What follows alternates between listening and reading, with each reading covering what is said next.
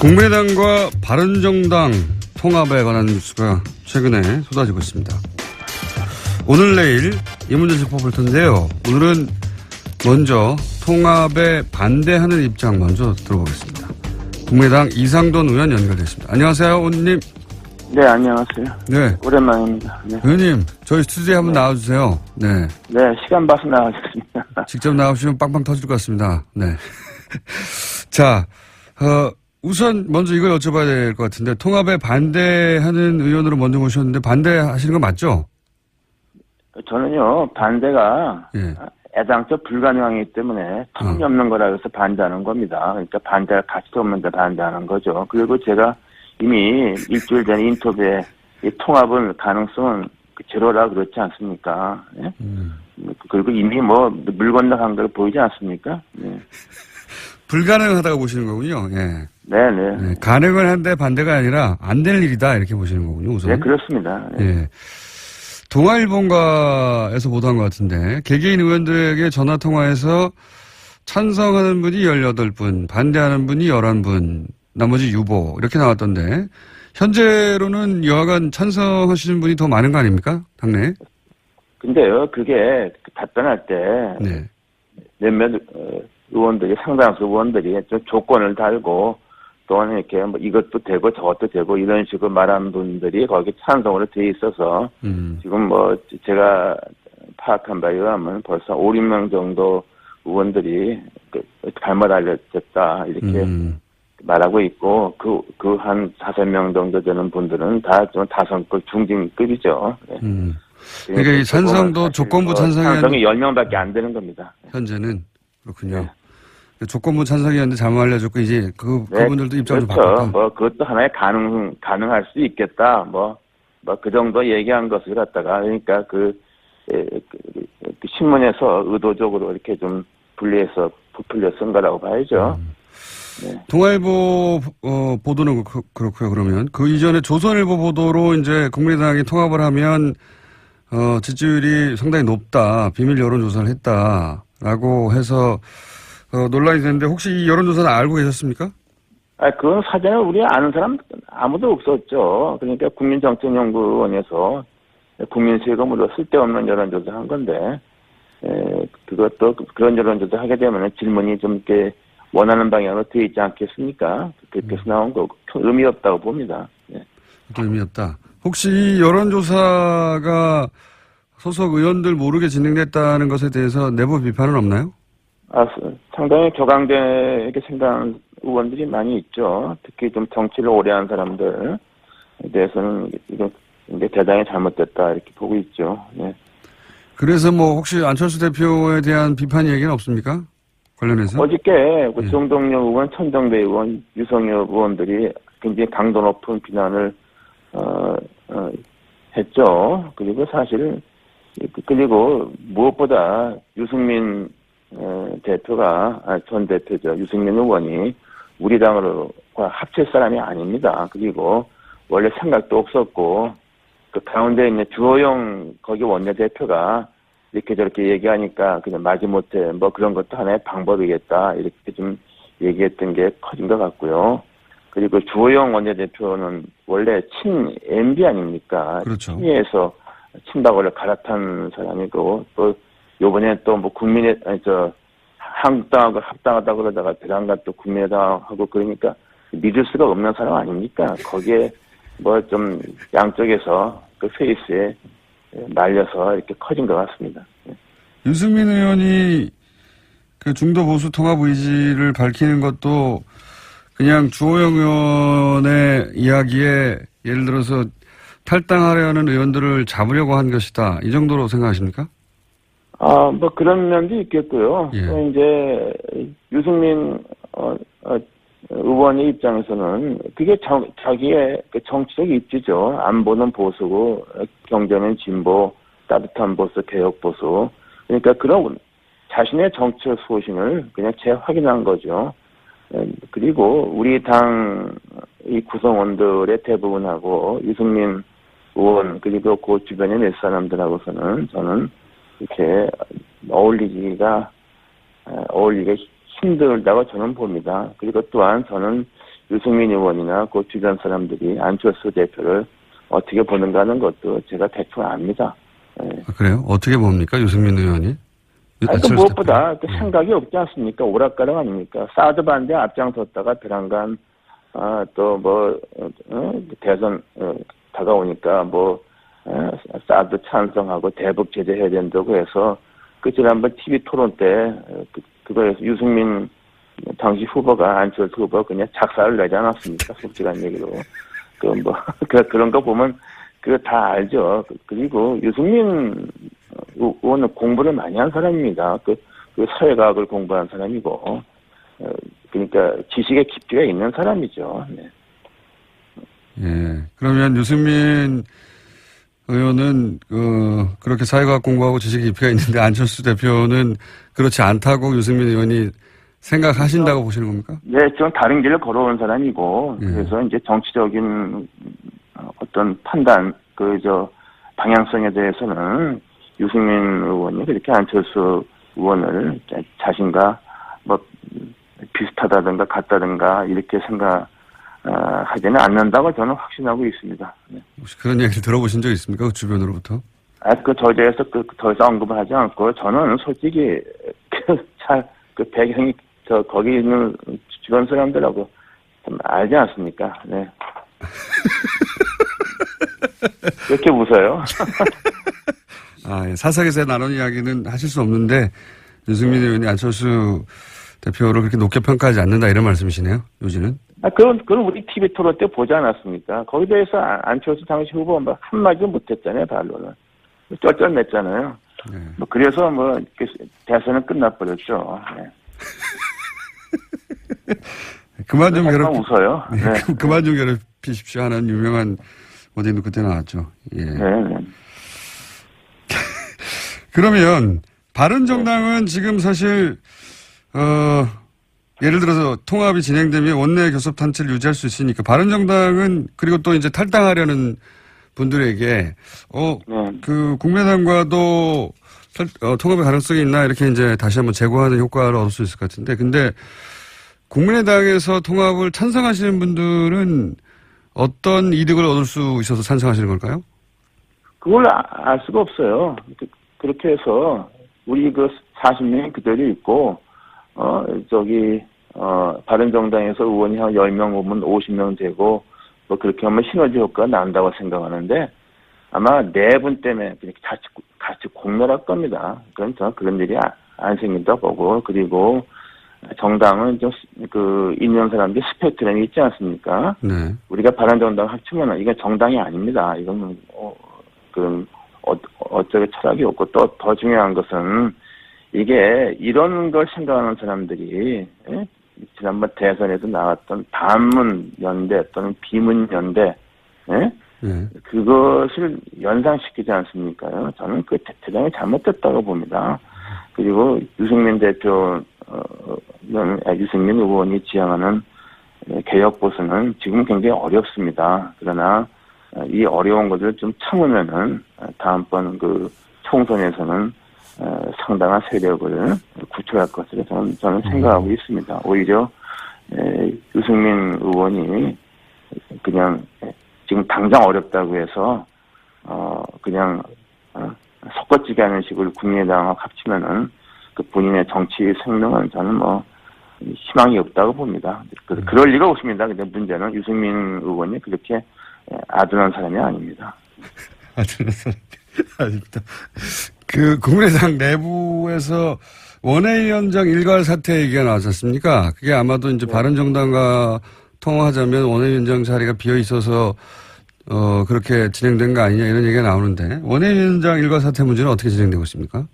지금 제게 어저께 토론을 했는데 굉장히 반대하는 위원장들의 목소리가 훨씬 크고 당당했다 그러죠. 그리고 지금 시도당 위원장에서 서울, 부산, 경남 빼고 다 그만뒀다 이렇게 얘기는 하는데, 우리가요 좀 서울, 경기, 부산, 경남하고 호남은 물론 우리가 제일 강하고 하고서는 그 외에는 조직 자체가 굉장히 미비합니다. 그래서 원외위원장 숫자가 중요한 게 숫자도 정확히 누가 사퇴했는지 밝히지도 않아요. 하고 사실상 그 시도당이 그렇게 당원도 별로 없고 존재 의미가 좀 취약한 데서 사퇴를 낸 것 같아요. 그리고 당원이 많고 당원 조직이 있는 위원장들은 다 사퇴 거부했습니다. 그래서 그거 보면은 그런 것도 대단히 잘못된 거죠. 그럴 이유가 없어요. 알겠습니다. 그러면 이건 어떻습니까? 사실 이제 정계 개편이 이제 있을 수밖에 없는 국면으로 가긴 가는 것 같습니다. 그래서 적어도 바른정당은 몇 분이 될지 혹은 시기가 언제일지 문제지 탈당이 이루어질 것 같은데요. 그러면 국민의당도 내부적으로 좀 요동치지 않겠습니까? 국민의당 내부에 특히 호남계 의원들은 지금 안철수 대표의 드라이브에 반발하고 있는데 그분들이 민주당으로 뭐랄까요 돌아가거나 통합하거나 이런 가능성은 어떻게 보십니까? 저는 뭐 그럴 가능성도 없다고 봅니다. 그리고 지금 현재 이게 평지풍파 아닙니까? 멀쩡하게 당기 대분란에 빠졌는데 그 책임은 무엇보다 안철수 대표와 그 주변에 안철수 쪽 인사라는데 뭐 두 분이도 모르겠어요. 그래서 굉장히 지금 비판과 그런 격앙된 반대가 있죠. 그래서 아마 국감이 끝나게 되면은 아마 상당한 의원들이 안철수 체제를 더 이상 갈 수가 없다. 안철수에 갈 수가 없다. 뭐 이런 목소리가 분출될 것으로 저는 봅니다. 그래서 이거 그냥 멀쩡한 당원 갖다 분란에 빠뜨린 거 아닙니까? 저는 그렇게 봅니다. 그럼 국감 끝나고 나면 안철수 대표 체제를 청산하고 비대위로 가야 된다 뭐 이런 식의 주장까지 나올 수 있는 상황이다 내부 분위기가. 그럴 가능성이 저는 있다고 봅니다. 그래서 어제 그리고 지금 안 대표 측에 대해서 반대를 분명히 했던 의원 보면은 다들 무게감이 있는 의원들 아닙니까요? 다선 의원들이죠. 그리고 이미 숫자도 이미 그 통합에 대한 반대 의사를 갖고 있는 의원들이 40에서 20을 훌쩍 넘는다고 봅니다. 그래서 이것은 이번에 멀쩡한 당에 그야말로 파문만 일으킨 거고 누군가는 책임을 져야 된다고 봅니다. 이게 마지막 질문인데요. 일단 오늘 여기까지 할 텐데 만약에 그렇게 친한 게 안철수 대표를 중심으로 한 분들과 그리고 이제 그런 통합이나 이런 논의 자체가 말이 안 된다. 당에 피해를 끼쳤다 생각하시는 분들이 계속 논란이 커지면 같이 하기 힘들어질 수도 있는데 그 경우 의원님은 비례대표라서 탈당도 못 하시지 않습니까? 제가 왜 탈당을 합니까요? 저는 그 다수가 당을 지키자는 건데. 예. 무슨 탈당 같은 얘기를 합니다. 아니, 지금, 이게 사실이요. 네. 평상시에는, 선거를 앞둔 게 평상시에는 의원이, 원내가 중요한 겁니다. 평상시 선거 임박해서, 가게 원내 원내 후보한테 그렇죠. 지금 다수가 주류가 우리 국민의당은 그대로 지키고 가서 지방선거는 어차피 좀 야3당이 다 어려운 거고 그리고 이제 총선까지 간다는 이런 생각을 하고 있는 건데 그 탈당을 하면 다른 사람이 탈당을 해야죠. 왜 이렇게 원래 당을 지키겠다는 사람이 탈당을 합니다. 그건 좀 엉뚱한 질문 같습니다. 알겠습니다. 자, 마지막으로 하나만 더 여쭤볼게요. 네. 요즘 현안이라 연결한 김에. 네. 지금은 적폐청산 대 정치보복 프레임 있지 않습니까? 여기 대해서 간단하게 논평해 주신다면요. 저는요, 적폐청산이라는 그 어감이 좀 강하죠. 네. 그러나 저는 이게 개혁, 그리고 지난 이명박 박근혜 시절에 있었던 9년 있었던 그 엄청난 독선과 오만에 있는 국정 파탄, 그 철저하게 바로잡아야 됩니다. 책임지어야 되고 심판해야만 됩니다. 저는 그러기 위해서 민주당이 국회 원내 과반이 안 되지 않습니까? 예. 저는 특별한 개별 사안에 대해서는 우리 국민의당도 좀 반대할 수 있지만은 그 큰 흐름, 개혁이라는 큰 흐름, 구정권에서 잘못된 것을 심판하고 바로잡고 책임을 지운다는 거기는 저는 같이 가야 된다고 봅니다. 그래서 현 정부에서 필요한 것은 저는 개혁연대라고 그렇게 그게 가장 중요하다고 봅니다. 알겠습니다. 오늘 말씀 감사합니다. 네, 감사합니다. 네, 지금까지 국민당 이상돈 의원이었습니다. 내일은 통합에 찬성하는 의견 들어보겠습니다. 이명박 박근혜 정부 시절 아랍에미레이트 UAE 원전 수출에 대한 홍보 대단했습니다. 그런데 내용을 들여다보면 그게 아니었다라는 주장이 나왔습니다. 더불어민주당 홍익표 정책위 수석 부의장 연결했습니다. 안녕하세요, 의원님. 예, 안녕하세요. 반갑습니다. 예, 바로 본론으로 들어가서 뭐가 문제입니까? 따져주십시오. 예, 이게 두 가지죠. 하나는 원전 수출에 대한 과대 포장인 거고요. 예. 두 번째는 이명박 정부 시절에 맺었던 계약이 박근혜 정부 들어와서 추가로 악화되는 겁니다. 즉, 그 전에 맺었던 계약도 확정된 게 아니라 이후에 그 UA 측에 휘둘리면서 그 계약이 악화되면서 사실상 빚 좋은 개살구에 머무른 거 아니냐 이런 우려입니다. 원래 안 좋았는데 더 악화됐고 그리고 과대 포장됐다. 우선 과대 포장은 좀 자세히 설명해 주시면요. 예, 뭐 잘 아시다시피 2011년, 12년 그 당시에 그 1차 계약이 2012년에 이루어지는데 2011년, 12년 당시에 이명박 정부에서 대대적으로 선전했던 게 아랍에미레이트 원전 수출 아닙니까? 그 한국형 원전 수출 해가지고 뭐 마치 황금알을 낳는 거위처럼 그 당시 선전을 했습니다. 그러니까 당시 그 발표 내용을 보면 한국형 원전 4기를 지어주면서 총 계약이 우리 돈 한 21조 원 당시 환율에 따르면 186억 달러다 해서 굉장히 큰 돈을 이익을 벌 수 있다고 하면서 당시 수익률을 한 16% 목표 수익률을 제시를 했습니다.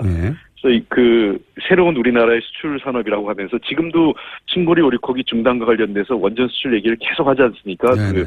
그 재개를 지지했던 측에서요.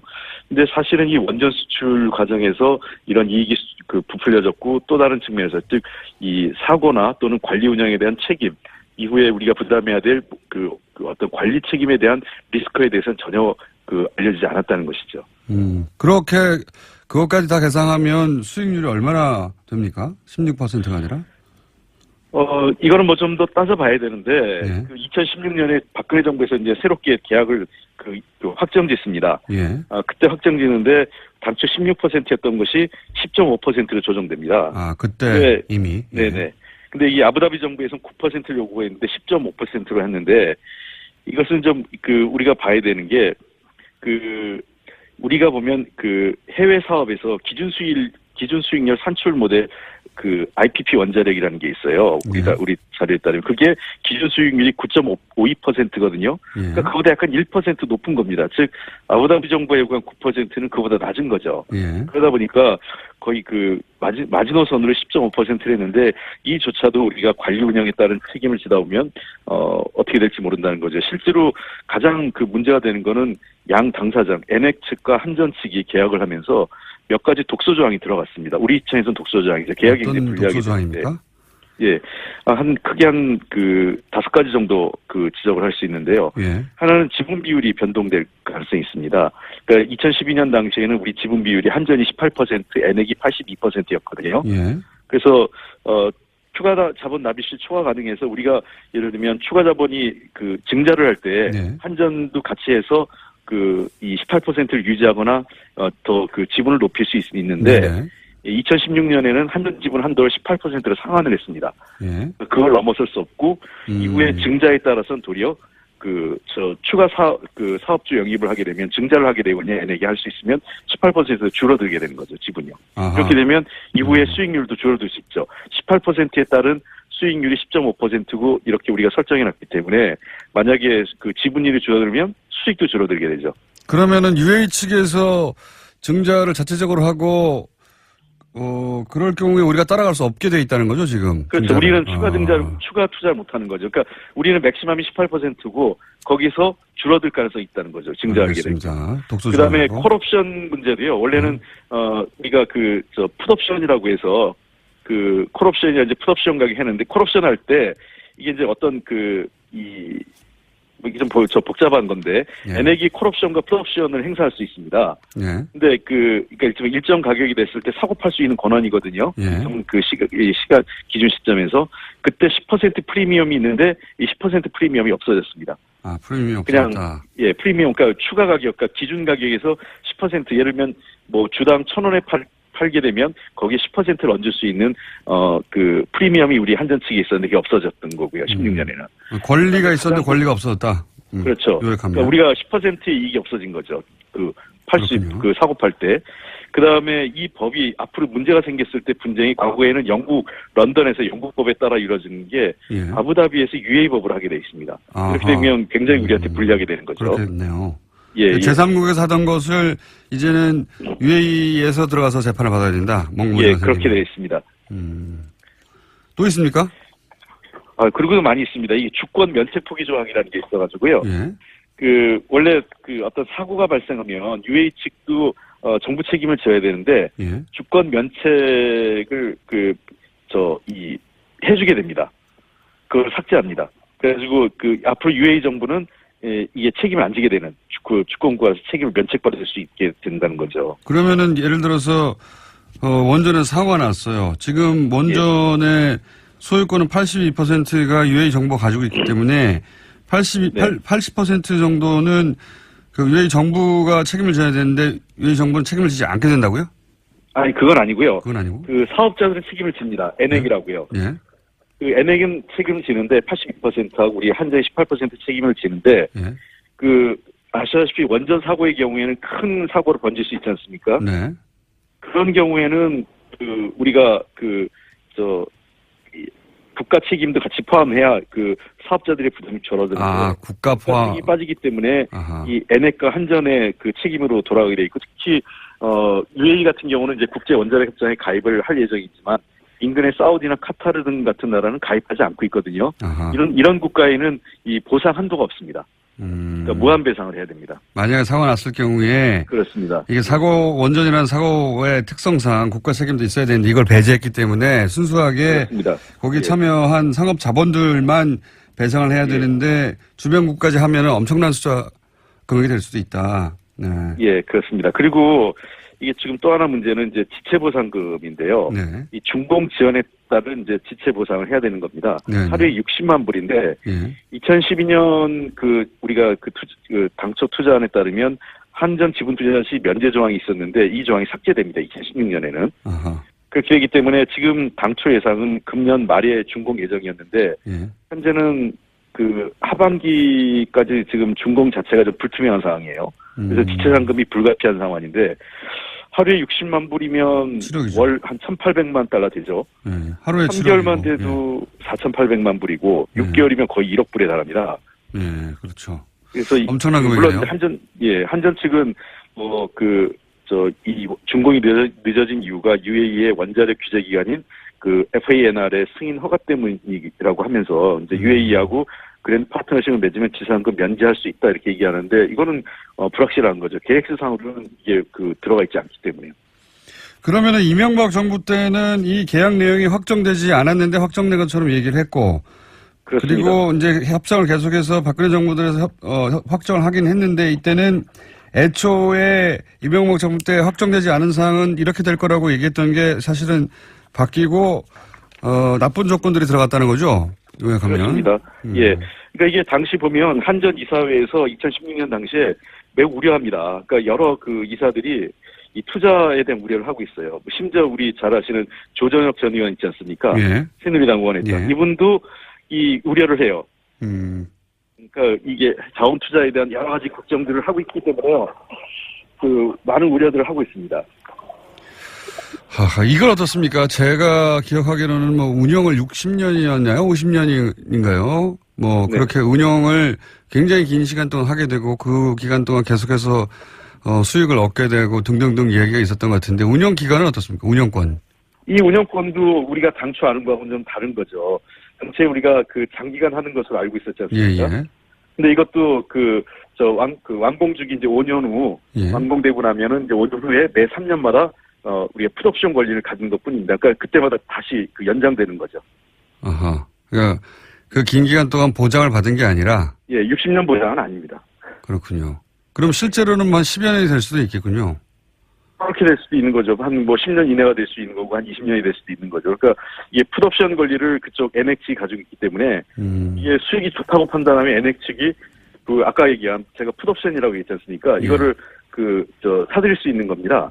그 주식을요. 한전 측의 주식을. 예. 근데 당초에는 10% 프리미엄이 있었는데, 그게 없어져 버린 거죠. 알겠습니다. 무슨 문제인지는 알겠고요. 오늘은 여기까지만 듣고요. 한번 나오셔가지고 신구리 원전 건설 재개가 결정됐지 않습니까? 이 사안 관련해서 종합적으로 한번 말씀을 해주셔야 될 것 같아요. 그렇게 한번 하겠습니다. 탈원전 정책 전반에 대해서는 설명을 한번 드릴 기회가 있었으면 좋겠습니다. 알겠습니다. 오늘 여기까지 듣겠습니다. 감사합니다. 네, 고맙습니다. 예. 네. 지금까지 더불어민주당 홍익표 정책위 수석 부의장이었습니다. 예. 국감에서 나온 내용이었죠.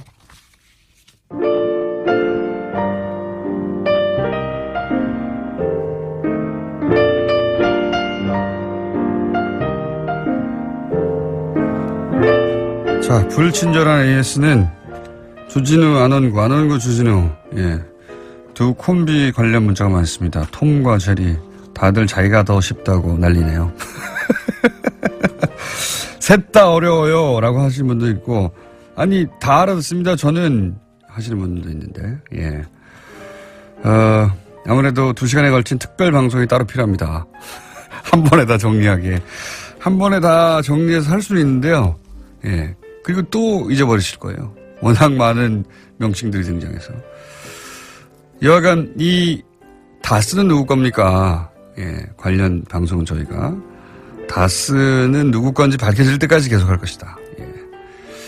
그렇습니다. 다스는 누구 겁니까? 관련 문자가 굉장히 많이 왔네요. 예. 개그 콘서트에서 유민상 씨가 하는 코너에서 다스는 누구 겁니까? 나왔습니다. 과감하네요? 네. 얼마나 자세히 혹은 얼마나 재미있게 표현되는지 모르겠는데. 매일 5살 아이와 뉴스 공장을 듣고 있는데 오늘은 아이가 갑자기 그러네요. 다스가 뭐야? 유치원생들도 다 다스가 뭔지 알 때까지 저희가 계속 방송하겠습니다. 여기까지 하겠습니다.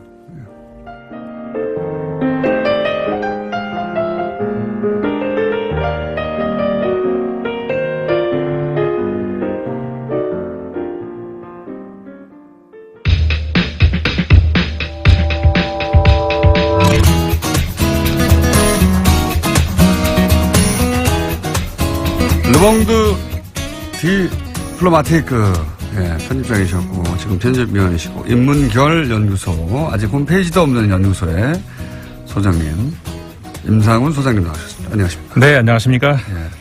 오늘 안경을 하시고 또 돋보기를 또 하시고. 예, 공부 많이 한 사람은 안경을 2개나 써야 돼서요. 예, 하나 갖고 안 보이네요. 그 안경 아래쪽에 돋보기 돼 있는 그런 거 있지 않습니까? 왜? 예, 되는데, 하여간 이게 그렇게 하려면은 정확하게 맞추려 좀 비싸요, 사실은. 그래서 이렇게 하는 게 더 싸서. 그렇죠. 아래쪽은 돋보기로 된 알들은 비싸더라고요. 예, 그 좋은 걸로 하려면 굉장히 비싸더라고요. 예, 거기까지는 그래서. 싼 걸로 그냥. 예, 2개로 겹치는 게 쌉니다. 자, 인문결 연구소에 회원 많아져야 되겠습니다.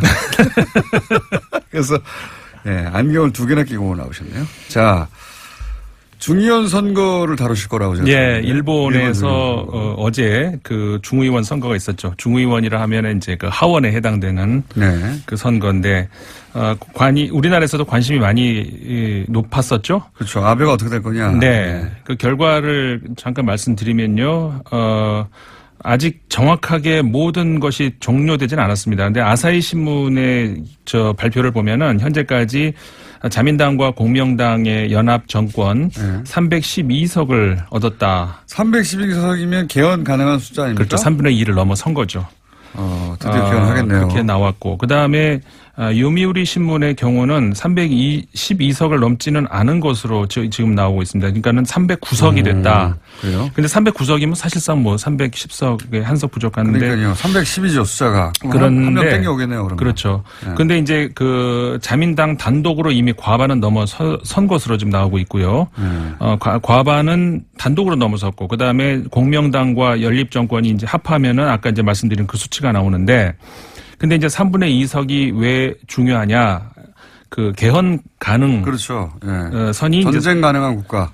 그렇죠. 거기까지 이제 갈 수 있는 선이 3분의 2 선이죠. 그게 310석인데 그 조건으로 따지자면은 지금 아까 말씀드린 것처럼 뭐 312, 309 이게 중요한 게 아니라 이미 개헌에 찬성하고 있는 그러니까 야당 중에서도 개헌에 찬성하고 있는 야당들이 또 있거든요. 그 희망의 당이라든가. 희망의 당. 예. 그 사실 야당이지만 사실상 그 우파 정당입니다. 더 극우죠. 극우 정당입니다. 네. 그다음에 유신당 역시 마찬가지로 개헌에 찬성하고 있는 정당인데 그 이 희망의 당이 지금 49석이 나오는 것으로 두 언론사가 동일하게. 49석이나요? 네. 야. 근데 원래는 더 나올 것이라고 예상이 됐었어요. 그런데 그러니까 왜냐하면 이걸 좀 이따 말씀드릴게요. 그리고 그런데 이제 제1야당 자리를 놓고 경합을 벌였던 입헌민주당이 54석으로 그래서 이제 말하자면은 제1야당이 될 가능성이 지금으로서는 굉장히 높아진 거죠. 어쨌든 근데 이제 그 개헌이 가능한 3분의 2석을 넘으려는 그러니까는 310석을 넘기 위해서는 아까 말한 그 숫자에다가 이 희망당 49석 그다음에 유신당 10석 합치면 이미 훨씬 넘어선 거죠. 그러니까 사실상 아베 총리 입장에서는 복도 이런 복이 있을까요? 희망의 당은 우리로 치면은 친박당 정도 되는 거죠. 예, 친박당. 그러니까 자유한국당이 있는데 친박당이 또 생겨서 근데 그 친박당이 한 40석, 50석 얻었다 이렇게 그렇죠. 생각하시면 되는 정도의 극우 정당인데 이게 저는 아베 전략이라고 봅니다. 이렇게 더 극우가 생김으로 해서 자신이 마치 중도처럼 보이는 효과를 거두려고 하는 거 아닙니까? 예. 충분히 가능성이 같은 있죠. 편이에요, 같은 편. 예. 사실은. 사실상은 같은 편입니다. 다만 이제 그러니까 우파 안에서 경쟁을 벌였었는데 그러니까는 고이케 유리코 도쿄도 도지사 사실상 한때는 아베 총리를 위협할 수 있는 혹은 차기 주자로 이렇게 우리 내세울 수 있는 그렇게 됐었습니다만은 결국은 그 실험에 실패를 했다 이렇게 볼 수도 있고요. 왜냐하면은 아까 이제 말씀을 드리려고 했던 것이 뭐였냐면은 사실상 54석이 나올 것이다. 아니면 더 넘을 수도 있다. 이제 이렇게 해서인데 49석이 나왔거든, 지금. 그거는 뭐냐면은, 이 희망의 당이, 그러니까 좌파의 그 의원이 그렇게 많지는 않았었어요. 근데 어떻게 된 거냐면은 민진당이라고 있었잖아요. 네. 민진당에서 사실상 야당인데 민진당 의원들이 상당수가 그러니까 민진당 지도부에서 이미 이번에 출전을 포기하고 좌파 의원들로 하여금 희망의 당에 알아서 그냥 단일 후보로 만들어서 나가라 이렇게 사실상 포기를 한 거죠. 그러니까 이게 전략적으로 야당이 대실패를 한 건데 거기에 반발해서 입헌민주당이 이제 만들어진 정당인데 그러니까 이번에 새로 만들어진 정당이에요. 이번 10월 초인가 9월 말에. 근데 희망의 당도 만든 지 얼마 안 된. 그렇죠. 근데 이제 지금 아까 말씀드렸던 입헌민주당이 단숨에 지금 제1야당으로 섰다는 거죠. 그래서 저는 이제 이런 것들을 우리가 봤을 때 몇 달 전에 프랑스 선거 때도 말씀을 드렸던 것 같은데요. 사실 교훈이 있습니다. 우리가 정치를 할 때 명분으로는 어떤 대의 명분 굉장히 중요한 그런 거죠. 현실적으로는 표가 중요하다 이렇게 하는데 국민들은 그렇게 만만하지 않습니다. 현실적으로도 야당으로서 명분을 잃으면은 단순히 표를 쫓아서 이렇게 따라가다가는 지금 일본 선거처럼 이번에 민진당처럼 바로 망한다. 지난 프랑스 대선 때도 그렇지 않았습니까? 프랑스 총선 때 죄송합니다. 네. 총선 때도 그랬던 것이 사회당이 바로 표를 위한 어떤 노선 변경 이런 전략을 썼다가 완전히 좌파로 유권자를 다 뺏겼거든요. 그러니까는 그러면서 이게 더 좌파가 더 커지는 그런 효과가 나왔었는데 자기 정체성을 지켜야 된다는 그런 말씀을 하시는 거죠. 예. 이제 그렇게 볼 수가 있습니다. 근데 그나저나 저는 사실 일본이 오랫동안 사실상의 일당 독재에 가까운 국가지 않습니까? 네. 몇십 년입니까 이미 전후에. 그렇죠. 예. 잠깐 민주당 한번 했다가 망하고. 네. 그래서 국가를 자기들 뜻대로 보수 색깔을 유지하는 노하우가 오랫동안 발전해 왔어요. 그래서 우리 일베가 일본에서 모델을 따온 것이라고 보여지는 일본의 왜 혐한 네. 단체 있지 않습니까? 네, 네. 그 혐한 단체도 소위 이제 일본의 보수 정치인과 결탁해서 네.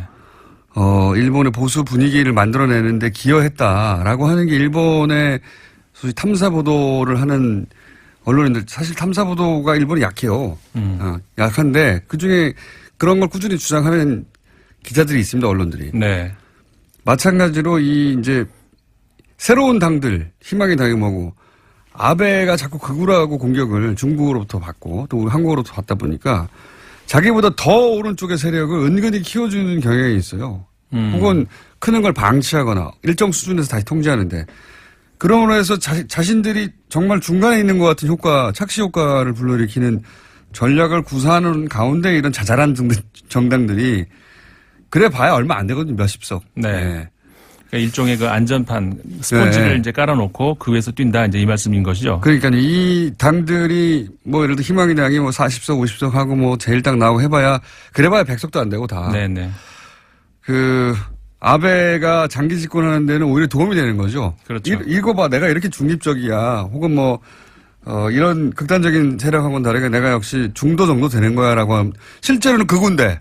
그렇죠. 극우에 극우가 나와가지고 그런 네. 효과를 불러일으키고 있는 게 아니죠. 맞습니다. 아베 총리가 실질적으로 몇 년 전에도 사실 그렇게 극우를 경계하는 그런 아주 전략적인 그런 목소리를 냈었죠. 자기가 극우면서. 공장장 말씀이 적절한 것 같아요.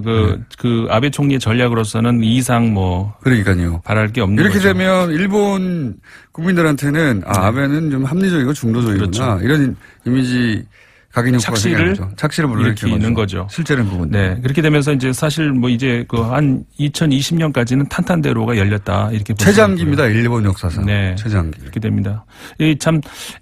여러 가지 그 사이에 여러 가지 장애물이 있었잖아요. 예. 돌불이 걸려 넘어지고. 사학 스캔들 스캔들 있었고. 그렇음에도 불구하고 이렇게 되는 것이 역시 지금 말씀하셨습니다마는 일본의 지리멸렬한 야권.